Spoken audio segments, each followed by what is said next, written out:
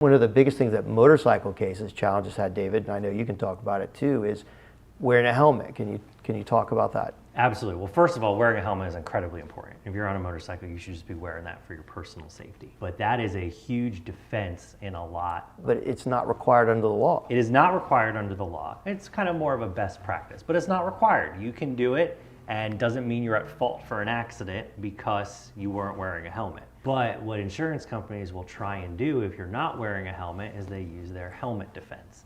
And they try and say that your injuries, you wouldn't have had them at all, or they wouldn't have been so bad if you were wearing a helmet. And that's more like brain injuries and things of that nature. It is more like brain injuries, but I mean, we've definitely had cases where they go, well, your client wasn't wearing a helmet. Well, our client broke their femur. I mean, you're not wearing a helmet on your femur. A broken leg, yeah. Yeah, on your leg. So they will try and use any excuse they possibly can to not pay our clients what they deserve and what is fair. That's been our experience. That has been our experience.